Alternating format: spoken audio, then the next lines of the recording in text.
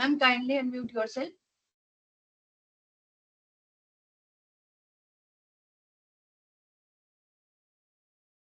Namaskar. Namaskar, sir. Namaskar, ma'am. We will be beginning the today's session. Before that, we will be having a brief introduction about our speaker, ma'am.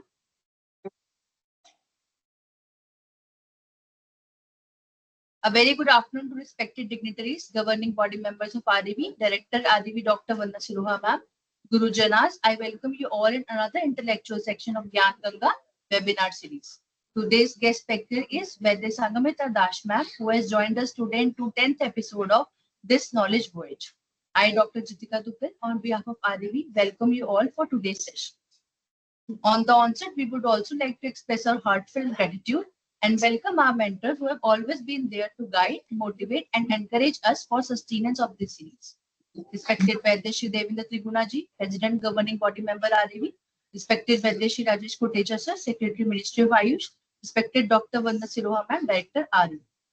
Now let us begin the session by seeking the blessings of Lord Dhanvantari.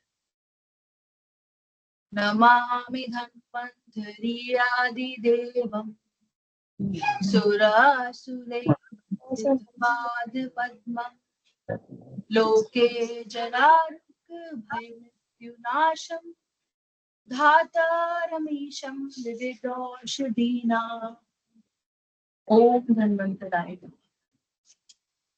Moving forward, now I would like to introduce our speaker today, that is Vaidya Sangamitra Das ma'am, who is going to throw light on the topic of Trivid Chikitsa with special reference to Dev Vipashya Chikitsa.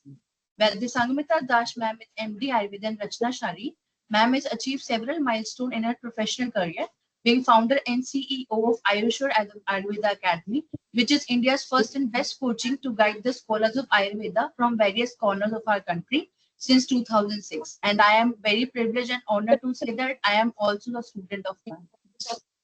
More than 100 students every year get into post-graduation courses of Ayurveda and different premium institutes like All Indian Institute of Ayurveda, BHU, NIA, ITRA, Jamnagar, several state. General Secretary of Vishwa Ayurveda Parishad, Delhi Pranta. Ma'am is also visiting professor in JNU, New Delhi, and teaching the scholars of Ayurveda biology course. Ma'am has established Sri Anandam Ayurveda, a multi-speciality clinic at Panchakarma Care in New Delhi, which is NABH accredited and the best Panchakarma center in Central India. They also services to multiple camps in many places. Ma'am has also awarded with Mentor of Excellence by Astha Foundation Odisha in the year 2018 for a selfless contribution towards Ayurveda education. Ma'am is also awarded with Ananta Vaidya by KATS Ayurveda College, Berhampur, Odisha. Now I would like to invite Vaidya Sangamitra Das ma'am to proceed with the lecture. Ma'am, shall we proceed with the lecture? Thank you.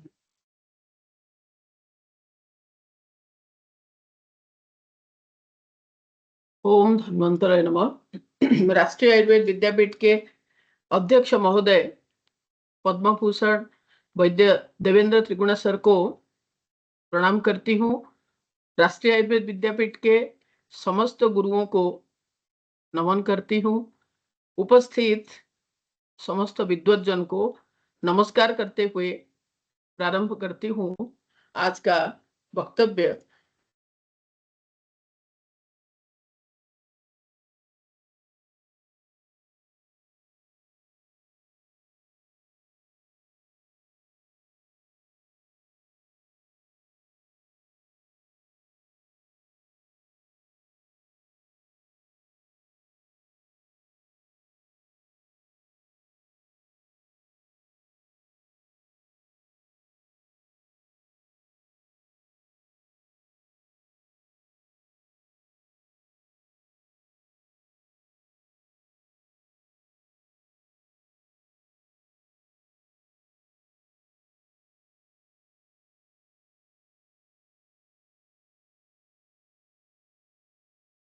Hello, am I audible?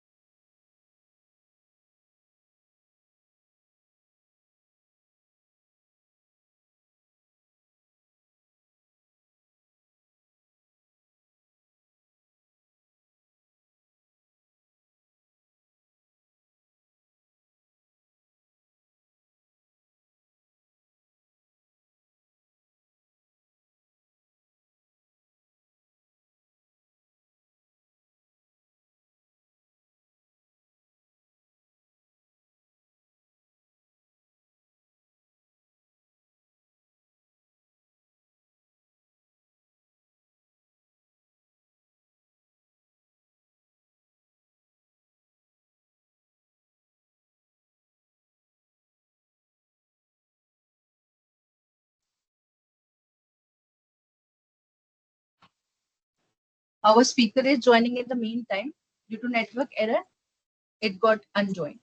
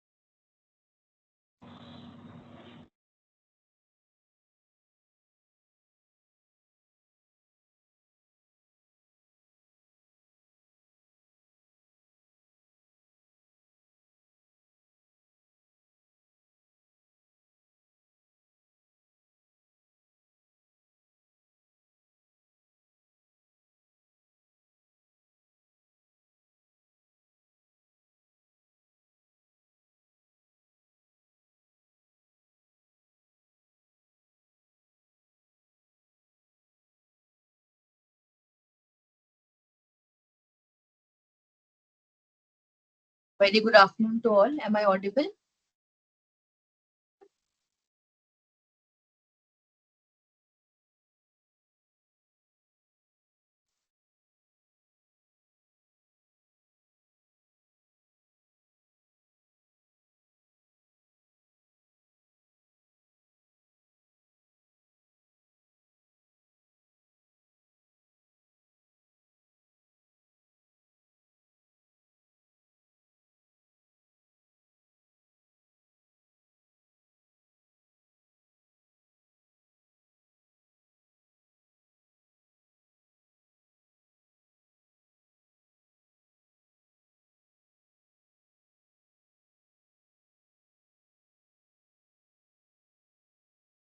Dr. Jitika, I am audible? Yes, ma'am. You're audible, ma'am. Okay, okay. Hanumantharaya नमः। राष्ट्रीय आयुर्वेद विद्यापीठ के अध्यक्ष महोदय पद्म भूषण वैद्य Devendra त्रिगुणा sir को प्रणाम करती हूँ। राष्ट्रीय आयुर्वेद विद्यापीठ के समस्त गुरुओं को भक्तिपूर्वक प्रणाम करती हूँ। डायरेक्टर मैम सिरोहा मैम को, वंदना सिरोहा मैम को नमस्कार करके प्रारंभ करती हूँ आज का वक्तव्य। I am very sorry for inconvenience. तो त्रिविध चिकित्सा विथ स्पेशल रेफरेंस टू दैव व्यापाश्रय चिकित्सा। आचार्य चरक ने सूत्र स्थान के 11 चैप्टर तीसरे श्रेणी अध्याय, तो वहां पर उन्होंने त्रिविध चिकित्सा के संदर्भ में वर्णन कर रहे हैं। और ये त्रिविध चिकित्सा क्या है? ये त्रिविध चिकित्सा है दैव व्यापाश्रय, युक्ति व्यापाश्रय और सत्वावजय चिकित्सा। तो चिकित्सा की आवश्यकता क्या है? चिकित्सा की आवश्यकता तभी होती है जब हम स्वस्थावस्था से दूर चलते हैं। तो वो स्वस्थ अवस्था क्या है? तो वो स्वास्थ्य की परिभाषा आचार्य सुश्रुत ने सूत्र स्थान के चैप्टर नंबर 15 में वर्णन किए हैं, जो कि समदोष समाग्निश्च समधातु मलक्रिय प्रसन्न आत्मा इंद्रिय मन स्वस्थ इति अभिधीयते। तो यहाँ पर समदोष, सम अग्नि, समधातु, मलक्रिय, तो ये जो सेंटेंस है, ये जो लाइन है, ये हमको समझाता है कि ये शारीरिक स्वस्थावस्था है, लेकिन उसके साथ साथ हमारे आत्मा के, इंद्रिय के, मन के प्रसन्न अवस्था अगर संयुक्त होते हैं, तभी जाके हम कह सकते हैं कि हम संपूर्ण रूप में स्वस्थ है, यानी शारीरिक और मानसिक स्तर में हम स्वस्थ है। तो इसीलिए आचार्य ने प्रसन्न आत्मा, प्रसन्न इंद्रिय और प्रसन्न मन के बारे में कहते हैं। जब हम इस स्वस्थ अवस्था से दूर चलते हैं, तब हम रोगावस्था को प्राप्त करते हैं, इसलिए उसको कहते हैं अस्वस्थ अवस्था। तभी हमको चिकित्सा की आवश्यकता होती है। तो चिकित्सा की परिभाषा बताते हुए आचार्य कहते हैं, चतुर्णां विसर्गादीनां शस्त्राणां धातु वैकृते प्रवृत्ति धातु साम्यार्था चिकित्सा इति अभिधीयते। जब चिकित्सा चतुष्पाद की वर्णन करते हैं आचार्य चरक ने खुड्डांग चतुष्पाद अध्याय में, तो वहां पर वो कहते हैं कि ये जो चिकित्सा चतुष्पाद है, जिसमें उन्होंने भेषक, भेषज, आतुर और परिचारक, इन चारों के चार चार गुणों के साथ संपन्नता, उनके उपलब्धता और कहां पर होना चाहिए ना, धातु वैकृत, यानी जो अस्वस्थ अवस्था है और विकार अवस्था है, तो वही है धातु वैषम्य स्थिति और धातु वैकृत अवस्था। उस धातु वैषम्य स्थिति को धातु साम्य करने के लिए, विकृत धातु अवस्था को प्राकृत अवस्था में लाने के लिए इन षोडश कला युक्त चतुष्पाद के द्वारा किया जाने वाला प्रवृत्ति और प्रयत्न और चेष्टा को ही हम चिकित्सा कहते हैं। पुनः आचार्य चरक ने 16 अध्याय, जहां पर चिकित्सा प्रवृत्ति अध्याय उसका नाम, तो वहां पर वो बताते हैं, या भी क्रिया भी जायन्ते, जो जो क्रिया के द्वारा धातु वैषम्य स्थिति को हम धातु साम्य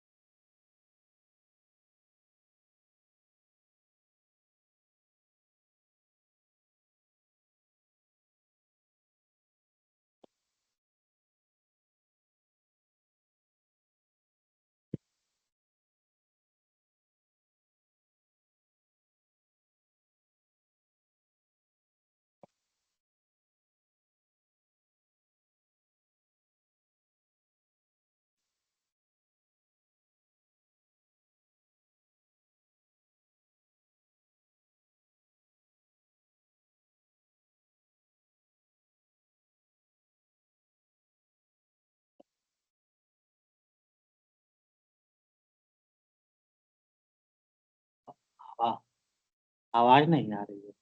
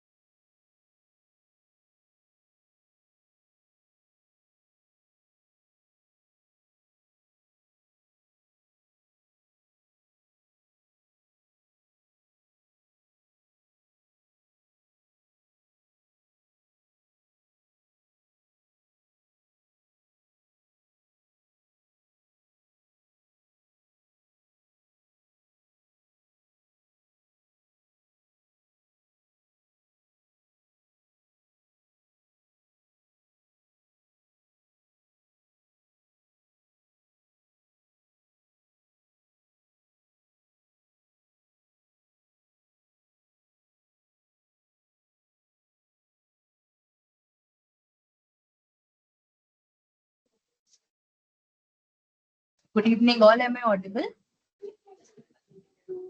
I have connected to our expert.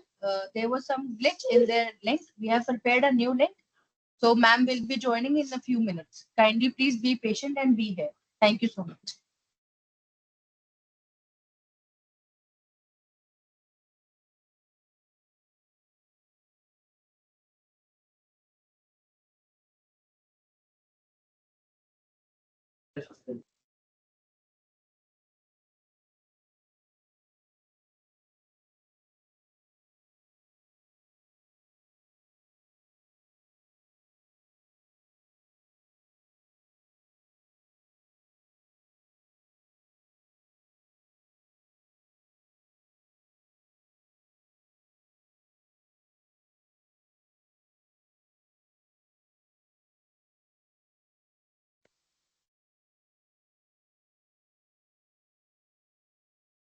Starting Kuchar.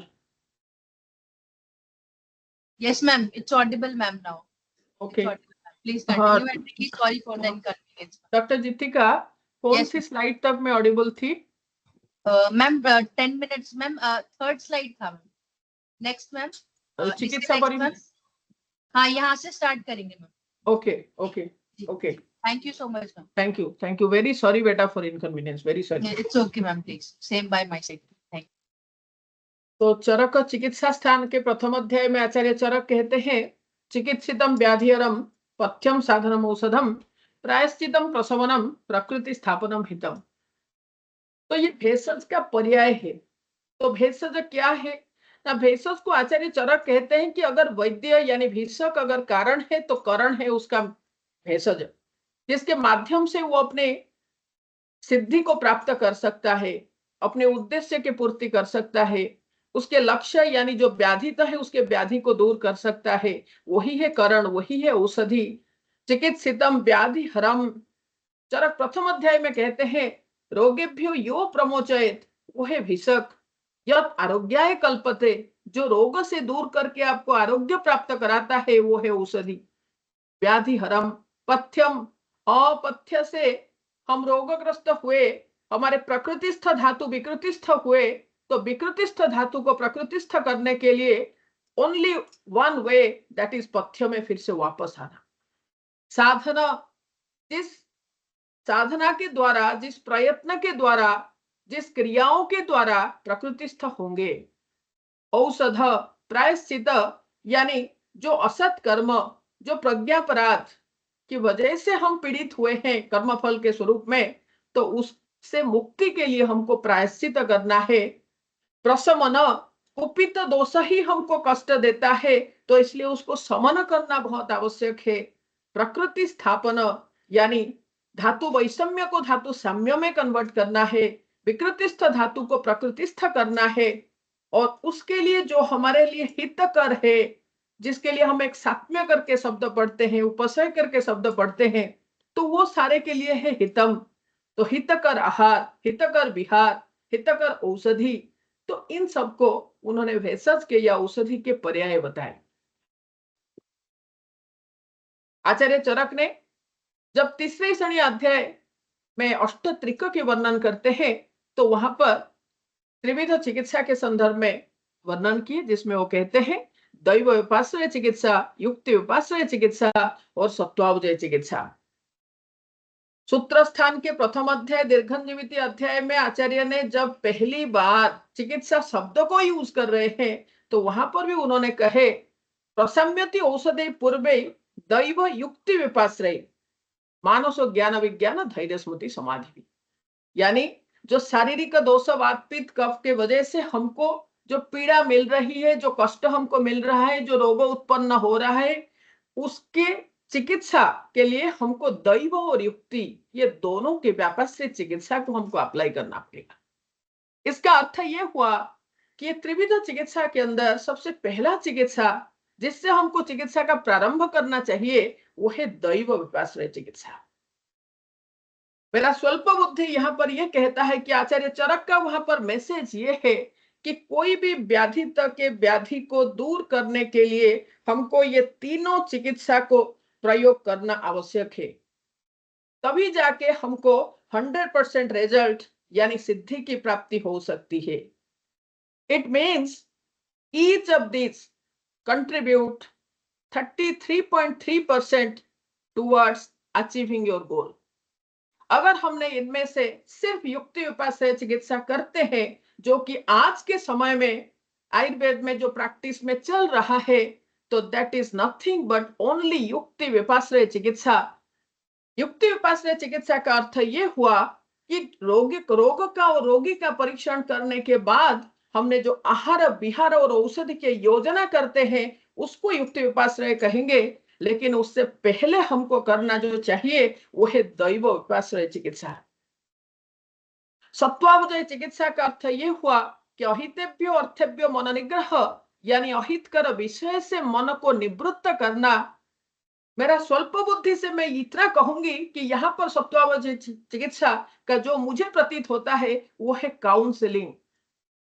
हम वैद्य एक रोगी को जब तक हम समझाएंगे नहीं कि ये रोग क्या है, ये रोग क्यों हुआ, ऐसा कौन सा गलत काम आपने किए हो, ऐसा कौन सा खाने में आप दिक्कत किए हो, आपके लाइफस्टाइल में आपने गड़बड़ किए हो, आपके चिंतन में, आपके विहार में आपने आचरण में कुछ असद आचरण किए हो जिसकी वजह से ये रोग हुआ है, इससे आपको दूर चलना पड़ेगा।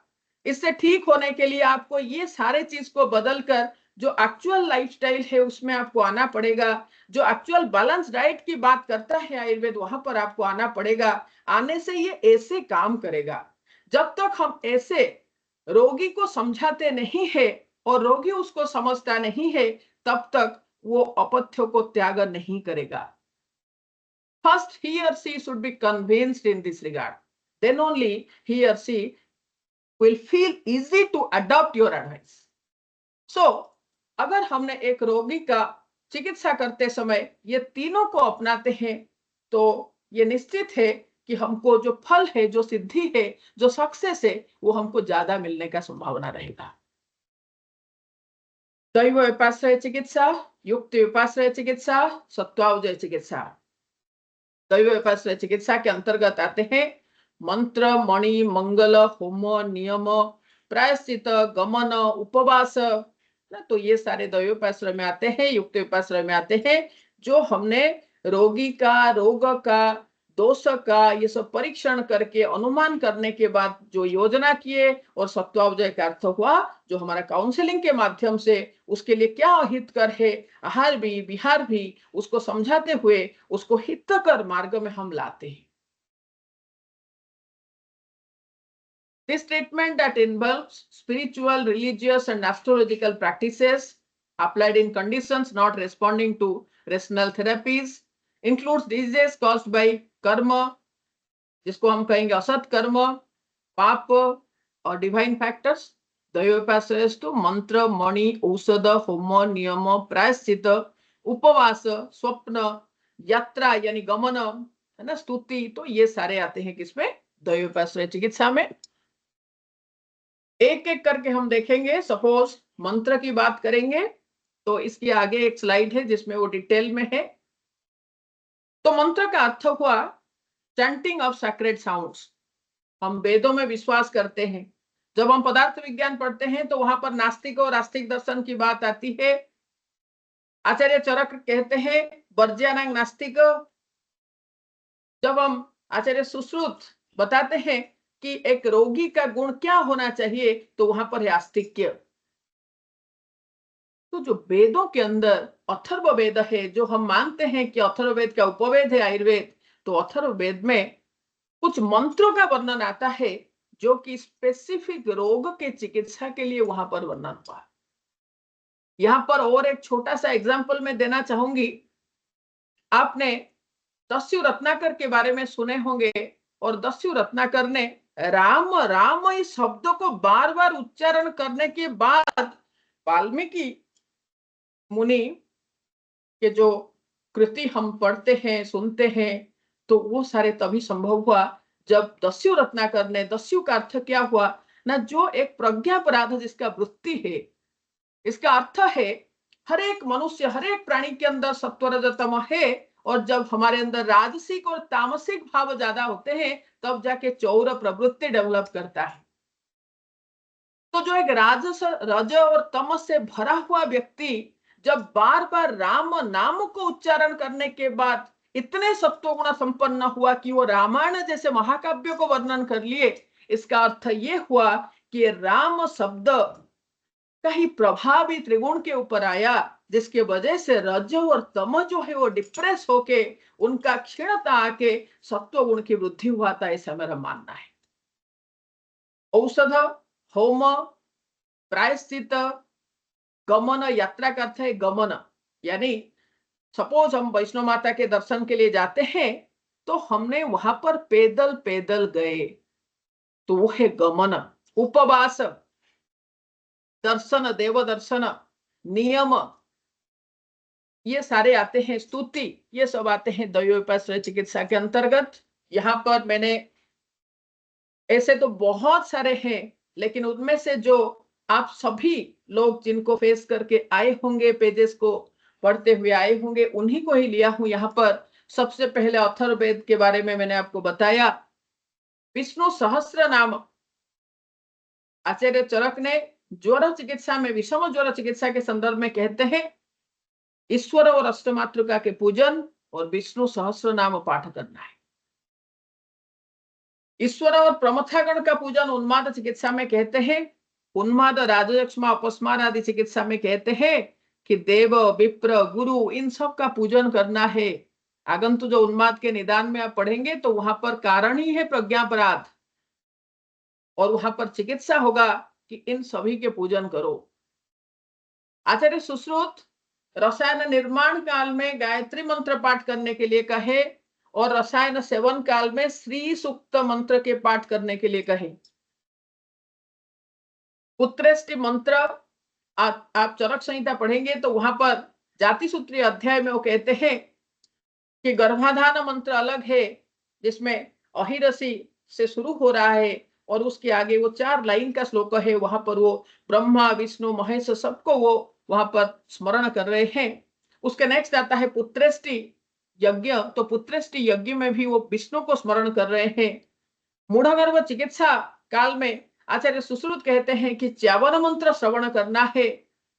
अष्टांग संग्रह का सम्यक प्रसव के लिए अल्प कष्टता के साथ स्मूथ डिलीवरी होने के लिए मातंगी विद्या का वर्णन कर रहे हैं।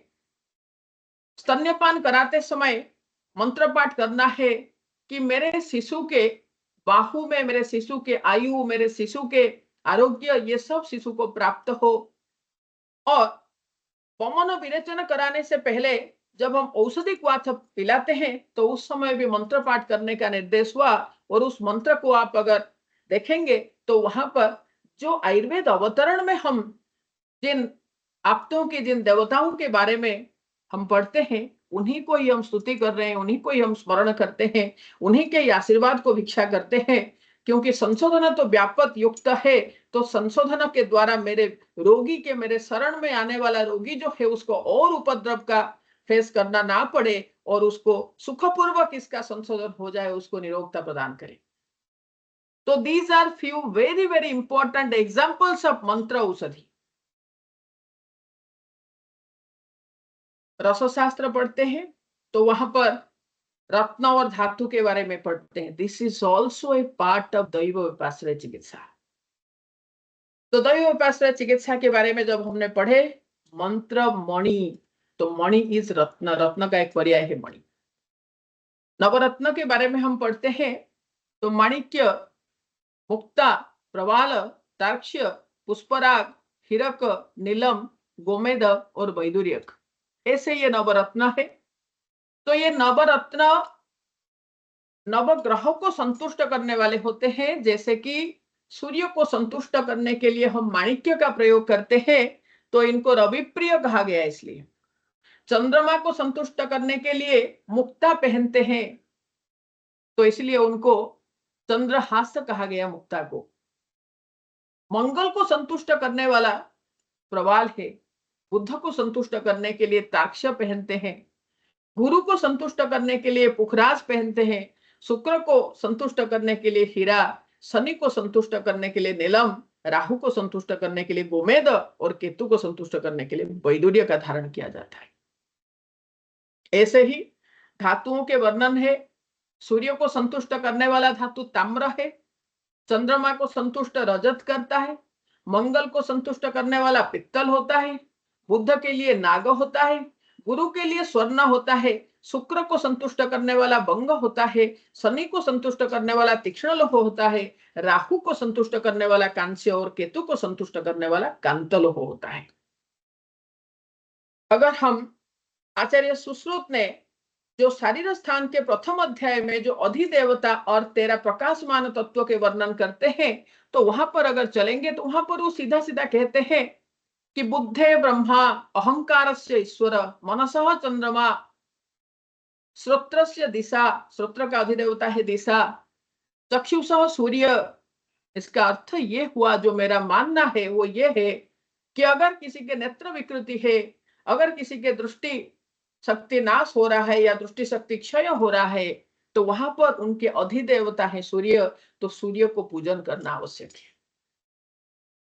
किसी का मन पीड़ित है, मानसिक रोग से पीड़ित है, तो फिर हमको चंद्रमा के पूजन करना है। जो हमने व्रत, उपवास, बलि, होम ये सब हमने पढ़े, तो पूर्णिमा तिथि जो है वो चंद्रमा के लिए श्रेष्ठ होता है। तो पूर्णिमा तिथि के दिन हम उपवास, व्रत, चंद्रमा को अर्घ्य, तो ये सारे का व्यवस्था हमको सबसे पहले करना चाहिए। उसके बाद जाके हमको पंचकर्म थेरेपी या फिर कोई औषधि का प्रयोग करना चाहिए। तो मंगल ग्रह, बुध ग्रह, गुरु ग्रह, तो इन सभी के वजह से आपने जब कोई भी ज्योतिष से भी पूछते हैं या फिर आपका जन्म पत्रिका के अनुसार आप इसको ये पता चलता है कि मेरे जीवन में इस ग्रह के अभी प्रभाव है, तो फिर उनको संतुष्ट करने के लिए हम प्रयास करते हैं। तो वो और कुछ भी नहीं है, वो आयुर्वेद में वर्णित सबसे पहला चिकित्सा वो है दैव उपाश्रय चिकित्सा। इंडिकेशंस फॉर दैव उपाश्रय चिकित्सा, जैसे कि पूर्व जन्मकृत कर्म की वजह से यह जन्म में हम फल भुगत रहे हैं, व्याधि से पीड़ित होकर, ग्रह बाधा से पीड़ित होकर शिशु पीड़ित है या फिर कोई अडल्ट पीड़ित है, mental illness, sudden and miraculous elements, तो ये सब तो प्रमुख है। लेकिन आचार्य का यही मैसेज है कि हमको कोई भी व्यक्ति का कोई भी रोग का चिकित्सा करते समय सबसे पहले हमको दैव उपाश्रय चिकित्सा करना पड़ेगा और करना चाहिए। और अगर हमको स्पेसिफिक कोई मंत्र के जो शास्त्र में वर्णित है उसको छोड़कर और भी कुछ हमको करना है, तो वो ये है कि जो हमारे आयुर्वेद के देवता हैं जिनको हम धन्वंतरी जयंती के दिन पूजते हैं, उस महाप्रभु धन्वंतरी के पूजन से, उनके महामंत्र से ही चिकित्सा के प्रारंभ करना चाहिए। इंटीग्रेशन विथ त्रिविध चिकित्सा, युक्त उपाश्रय चिकित्सा, सत्वावजय, दैव उपाश्रय चिकित्सा, ऐसे करके जो त्रिविध चिकित्सा है सबसे ऊपर जो रहा वो दैव उपाश्रय है। उसके नेक्स्ट आएगा युक्त उपाश्रय, उसके नेक्स्ट आएगा सत्वावजय। कहने का तात्पर्य यही है जो हमने पहले ऑलरेडी बता रखे हैं कि अगर इनमें से आज के समय में हम सिर्फ युक्ति विपाश्रय को अपना रहे हैं, और युक्ति विपाश्रय को अपनाने से हम कितने भी अच्छे वैद्य हो, कितने भी बढ़िया कंपनी का बढ़िया औषधि, बढ़िया स्वर्ण घटित औषधि हम दो खुद बना के दे रहे हैं, लेकिन still we can expect only 33.3% of success. जब तक हम दैव विपाश्रय को नहीं करेंगे, जब तक हम सत्वावजय को नहीं करेंगे, तब तक हमको सिद्धि प्राप्ति नहीं हो सकता, और रोगी को रोग से मुक्त हम नहीं कर पाएंगे। जो आज के समय में हम खुश हो रहे हैं कि हमने ये मेडिसिन दिया, उससे ये रिजल्ट मिला, तो वो टेम्पररी है, ये फिर से आने वाला है, पुनरुत्पत्ति इसका होने वाला है। युक्ति विपाश्रय चिकित्सा आहार औषध द्रव्याणां योजना है। आचार्य चरक कहते हैं प्रथम अध्याय में विपरीत गुणे देश मात्रा कालोपपादिते भेषजे विनिर्वर्तन्ते विकारा साध्य सम्मता। और यही युक्ति विपाश्रय चिकित्सा को समझाने के लिए ही आचार्य चरक ने वहां पर वात पित्त कफ के जब गुण बताए, सेकेंड लाइन में ही वो कहते हैं कि जब ये दोष बढ़ा हुआ है तो उसके विपरीत धर्म विशिष्ट द्रव्य का प्रयोग करो, तो तभी आपको आराम मिलेगा। तो विपरीत गुण अंत में वो कहते हैं कि कोई भी रोग होगा उसका सामान्य चिकित्सा सूत्र क्या होगा ना, सामान्य चिकित्सा सूत्र है विपरीत गुण देश मात्रा काल उपपादिते, यानी रोगी का रोग का देश मात्रा काल को परीक्षा करते हुए। तो देश क्या है ना, देश एक है भूमि और एक है आतुर का शरीर। तो आतुर का शरीर कैसा है, किस प्रकार का है, यहाँ पर प्रकृति भी आएगा, यहाँ पर सार भी आएगा, यहाँ पर बल भी आएगा, तो उन सब का परीक्षा करेंगे। उसके बाद जाके हम लिखेंगे कि यहाँ पर कौन सा मेडिसिन सुटेबल होगा, कौन सा इसके लिए अच्छा नहीं है, ये उपद्रव करेगा। मात्रा यानी दोषों की मात्रा कितना है, औषधि का मात्रा कितना होना चाहिए, काल यानी नित्य काल में ये कौन सा ऋतु चल रहा है, और ये जो रोगी है तो उसका अवस्थिक काल क्या है, ये रोगी है उसका वय क्या है, तो ये सारे तीनों चीज जो है वो काल के अंतर्गत होंगे। जब तक हम ये देश मात्रा काल ये तीनों को परीक्षा नहीं करते हैं, तब तक हम जो भी लिख रहे हैं वो काम कर सकता है, नहीं भी कर सकता है, क्योंकि आचार्य कहते हैं यही करने के लिए हम देश मात्रा काल का परीक्षा करने के बाद विपरीत गुणे यानी विपरीत गुण विशिष्ट द्रव्य का प्रयोग हम करेंगे। ये होगा सामान्य चिकित्सा सिद्धांत सारे रोगों का, यही है युक्ति विपाश्रय चिकित्सा। सत्वावजय अहितव्य अर्थव्य मन निग्रह, अहितकर विषय से मन को निवृत्त करना, इसके लिए बहुत आवश्यक है कि हमको प्रेजेंटेशन स्किल यानी सामने वाला जो रोगी है उसको कन्विंसिंग पावर हमारे अंदर होना चाहिए कि हम जो कह रहे हैं, जो आयुर्वेद कह रहा है वो सत्य है, वो ऐसे काम करता है, और अगर हमने इससे डेविएट हुए तो ये इस तरीके से विकार उत्पन्न किया है। हमको समय देना पड़ेगा, रोगी को हमको समझाना पड़ेगा, तभी जाके वो हमारे एडवाइस को, सजेशन को मानने वाला है, अदरवाइज नहीं। 10 डॉक्टर को दिखा के आया था, ये 11वां डॉक्टर हम भी बन जाएंगे, हम भी उसके लिए इतिहास बन जाएंगे। तो यहाँ पर हमको जब अहितव्य अर्थव्य मनोनिग्रह की बात आती है, तो वहां पर हमको खुद को ये बहुत अच्छे से समझना बहुत जरूरी है। क्या है हमारा सद्वृत्त, क्या होना चाहिए हमारा दिनचर्या, क्या होना चाहिए हमारा ऋतुचर्या, क्या होना चाहिए हमारे लिए बैलेंस डाइट, जो आचार्य चरक ने 5 अध्याय में बता रहे हैं। आचार्य चरक कहते हैं षष्टिक शालिमुद्गास्त सैंधव आमल के यमान अंतरिक्ष पयसर्पी जांगल मधुचाप्य से। लेकिन आज के समय में जब बंदा बीमार होता है तब 1 या 2 दिन के लिए याद करता है मूंग दाल और चावल को, और यही कारण है आज को 20 साल 25 साल पहले जो बीमारी होता था वो होता था कम्युनिकेबल डिजॉर्डर्स, और आज के समय में हो रहा है नॉन कम्युनिकेबल डिजॉर्डर्स। और ये नॉन कम्युनिकेबल डिजॉर्डर्स के अंदर सबसे जो प्रमुख हो उठे हैं वो कौन है, वो हो उठे हैं हमारे वाइटल ऑर्गन्स, जिसको नेचर ने बोनी केज के अंदर रखा था, like your brain, like your heart, like your lungs, like your kidney, like your bladder, like your liver. तो ये सारे वाइटल को सीधा पीड़ित करते हैं, ये छोटे मोटे बीमारी नहीं दे रहे हैं।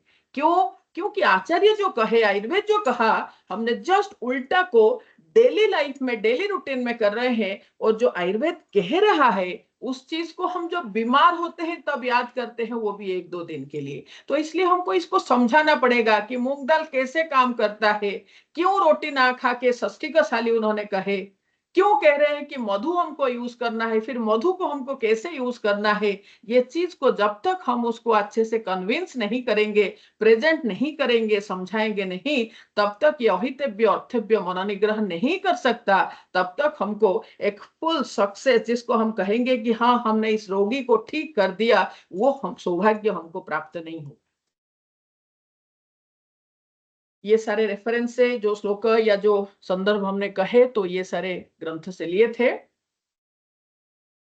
तो कंक्लूजन यही है कि हम सभी वैद्यों को जो आप्त, जो आचार्य कहते हैं, उन्हीं को अनुसरण करते हुए, पर्टिकुलरली आज के समय में मेडिकल कॉलेजेस का संख्या, डॉक्टर्स के संख्या, मेडिसिन स्टोर की संख्या, मेडिसिन कंपनी की संख्या बहुत ज्यादा है। फिर भी जितने बड़े बड़े हॉस्पिटल भी हैं, वहां पर एक बेड के लिए तरसता है, एक बेड के लिए कोई मिनिस्टर का अप्रोच लगाना पड़ता है। उसके पीछे कारण यही है कि व्याधि का संख्या बहुत बढ़ चुका है, और वो सारे व्याधि भी मर्म को, जो त्रिमर्म वाली 107 को मारिए गोली, ये त्रिमर्म जो है सीधा हृदय बस्ती, तो वहां पर सीधा पीड़ित कर रहा है रोग। और वो जो पीड़ा है, वो जो रोग है, उसको चिकित्सा करने के लिए हमको आयुर्वेद का जो जो हमको प्रिंसिपल्स बताया गया है, नियम को बताया गया है, हमको उसको आज इट इज अनुसरण करना पड़ेगा, तभी जाके हमको उससे मुक्ति मिल पाएगा, ऐसे मेरे मानना है। और इस काम में सिर्फ और सिर्फ हम आयुर्वेद वाले, आयुर्वेद के वैद्य, आयुर्वेद के चिकित्सा के माध्यम से ही हम समाज को अच्छा फल दे पाएंगे। इसलिए हम सभी को ये जो दैव, युक्ति और सत्वावजय, ये तीनों को समझना पड़ेगा, अप्लाई करना पड़ेगा। उसी से ही रोगी का और समाज का, ये सभी का हित साधन हो पाएगा। इसी के साथ मैं अपने वक्तव्य को विराम देती हूँ। बहुत बहुत धन्यवाद। नमस्कार। Thank you so much, ma'am, for your insightful lecture. I would like to ask for any query if our participants or any of our students, if you have any query, then please ask. नमस्कार madam. नमस्कार। मैं doctor कृष्णయ్య हूँ, तिरुपति से बोल रहा हूँ, और ये भी गुरु जी मैडम। दैव विपाश्रय चिकित्सा आप ऐसा थियोरेटिकल लेक्चर है आप करते हैं? थियोरिटिकल लेक्चर मीन्स आपका सवाल ये है कि मैंने इसको करके देखा हूँ या नहीं देखा हूँ? वहाँ प्रैक्टिस करते हैं कि नहीं? Yes yes sir. एक्चुअली मैं मेरा एमडी कंप्लीट हुआ 2009 में, और उसके बाद से ही मैं अध्ययन में ही संपूर्ण लिप्त थी। अभी 3 साल हुआ है मैं चिकित्सा कर रही हूँ, और उसमें मैं दैव विपाश्रय को अप्लाई कर रही हूँ। और मेरी नेक्स्ट, अगर मुझे मौका मिलेगा तो मैं अपनी नेक्स्ट टॉक में मेरी जो मैं जैसे बहुत ज्यादा अभी मेरे पेशेंट नहीं है, लेकिन जितने पेशेंट को मैंने अप्लाई करके मुझे अच्छा रिजल्ट मिले हैं, उनके डाटा में जरूर शेयर करना चाहूंगी। हाँ, मतलब आप अकेले दैव विपाश्रय चिकित्सा करते हैं, युक्त विपाश्रय के साथ साथ करते हैं? जी सर, तीनों को करते हैं। सबसे पहला जो मेरा उपाय रहता है कि कोई एक रोगी आने के बाद हम पहले उनको समझाते हैं कि आयुर्वेद के अनुसार सद्वृत्त दिनचर्या कैसे हेल्पफुल है, और ये बैलेंस डाइट जो हमारा खान पान है वो कैसे हेल्पफुल है। सबसे पहले सर वही समझाते हैं। उसके बाद हम रोगों में जाते हैं, और रोगों के डायग्नोसिस और उनके चिकित्सा लिखने के बाद फिर उनको हम ये बताते हैं कि आपको ये चिकित्सा के साथ साथ, ये औषधि के साथ साथ ये चीज को करना पड़ेगा। जबकि मुझे बहुत ज्यादा जो शास्त्र लिखा हुआ है वही सारे को हम अपनाने की कोशिश करते हैं सर। हाँ बहुत मैडम। सारा मंत्र का मुझे ज्ञान नहीं है, लेकिन जो जो मैंने संदर्भ आपको बताए हूँ, ऐसे मैंने एक अभी मेरे प्रोजेक्ट को मैंने संपूर्ण किया हूँ। एक काम मैं कर रही थी जिसमें आयुर्वेद में जितने भी ग्रंथों में वर्णित है मंत्र, स्पेसिफिक उद्देश्य लेकर, तो उन सबको हमने संकलित किए हैं, और उसको पाठ करके उसका एक हमने तैयार किए हैं, जिसको कि हम बहुत जल्दी उसको लॉन्च करने वाले हैं सर। हाँ मैडम, आप मतलब तीनों मिलके चिकित्सा करते हैं, युक्त जी, विपाश्रय, जी। दैव विपाश्रय, सत्वावजय। जी sir.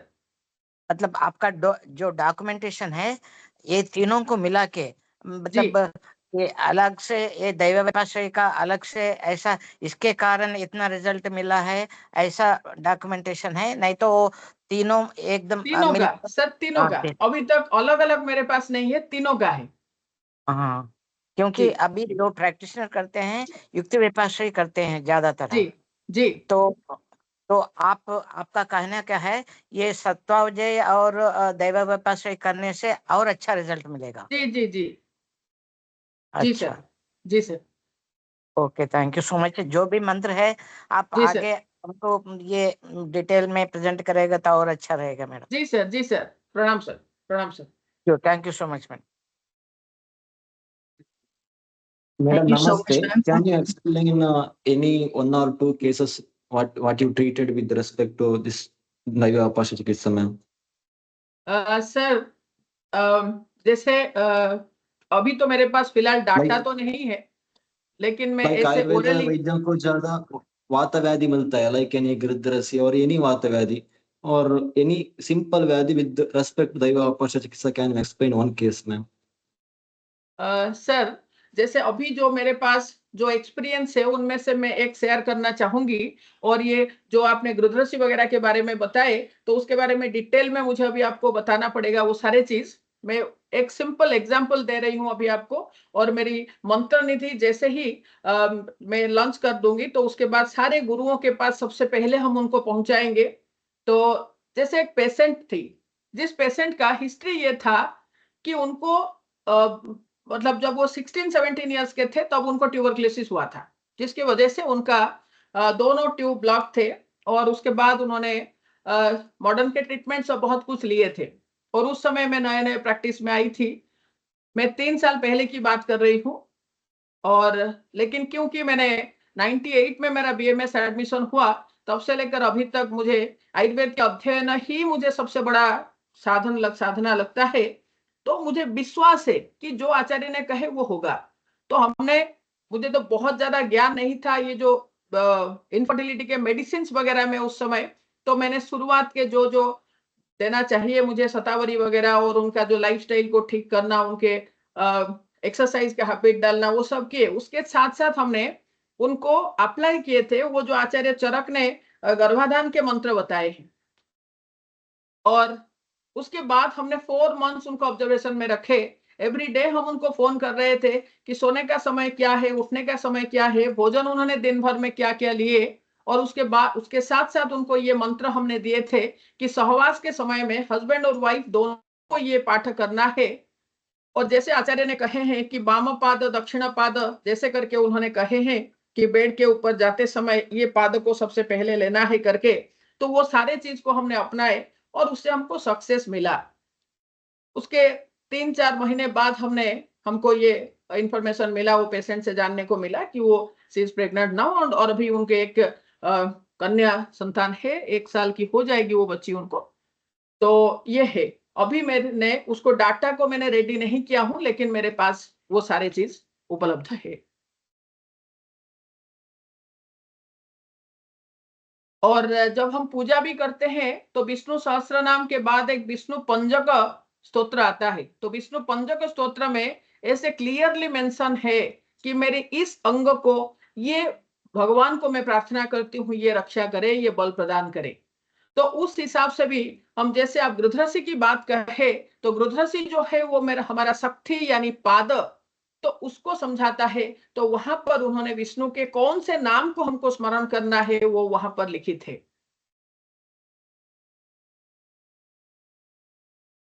Sir, am I audible, sir? Ma'am, Yes, are you ma'am. talking about Completely audible. Narayan Kavach? Narayan Kavach mantras are you talking about? I guess. Sir, मैं विष्णु पंजक स्तोत्र के बारे में बता रही थी। Okay, ma'am. Thank you. Vishnu पंजक स्तोत्र। Because I have read Narayan Kavach. In that also the same thing. Nyas is there.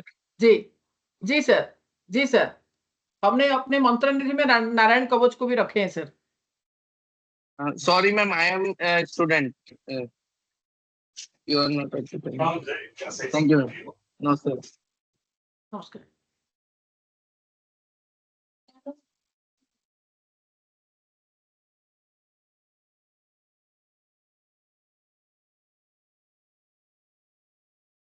Thank you so much, ma'am, for clearing the doubts. और कुछ डाउट है तो आप पूछ सकते हैं मुझे. I can see that there is nothing in the chat box, ma'am. जी ठीक है. Thank you. So I think we thank can. You very much. Ma'am, और एक सवाल करना है. excuse me, ma'am. Yes, please. जी.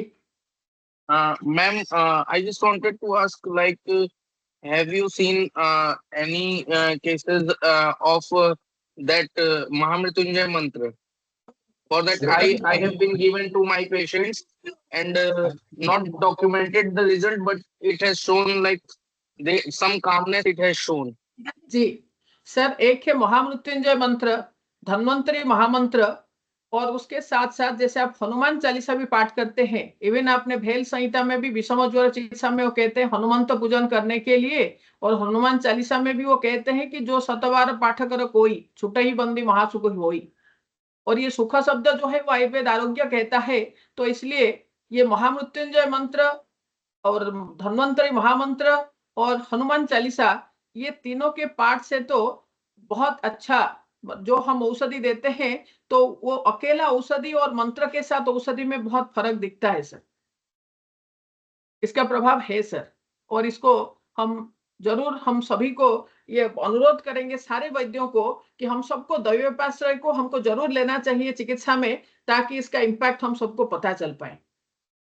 क्योंकि मैं अकेले कहने से या आप अकेले कहने से ये सिद्ध नहीं होता. जब सभी लोग करेंगे और सभी लोगों को रिजल्ट मिलेगा, तभी जाके ये चीज को हम प्रैक्टिस में ज्यादा से ज्यादा लोग अपनाएंगे, और समाज में भी ये मंत्रों के प्रति उनका भरोसा, जो आस्था है, विश्वास है, वो डेवलप करेगा. हाँ मैडम, आप बहुत सत्य कहते हैं. तो मैं कौमार वृत्ति का प्रैक्टिस करता हूँ. ऑटिज्म में गायत्री मंत्र को सुनाने के, लड़के को सुनाने के लिए, अगर जब वो बोलता है तो बोलने के लिए प्रैक्टिस करवा रहे हैं, उससे भी बहुत बढ़िया अच्छा रिजल्ट मिलते हैं.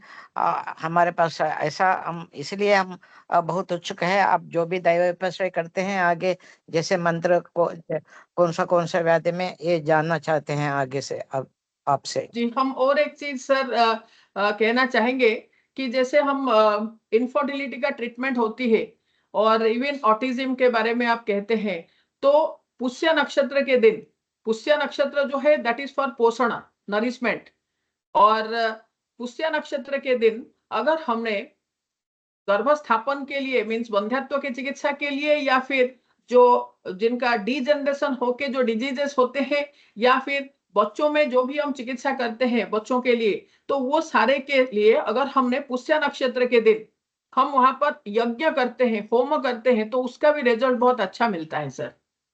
हाँ मैडम, ये सभी ये काश्यप संहिता में बताए हैं.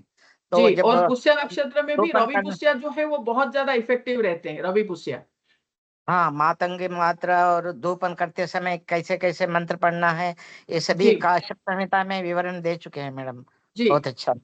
जी सर. तो थैंक यू मैडम. जी सर, प्रणाम sir.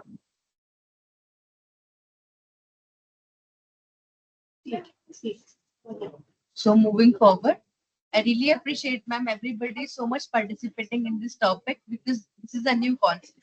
It is already there, and everything is there in our submittals, but it is not highlighted or picked up. So I really appreciate and thank you for picking the same.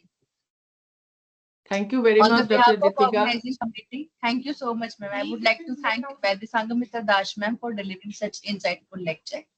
I would like to extend my sincere gratitude to our mentor, Vaidya Devendra Trigunaji, President Governing Body Member RAB, Secretary Sir Vaidya Rajesh Kuteri Sir, Ministry of Ayush, and Director Ma'am Dr. Vandana Sirua ma'am.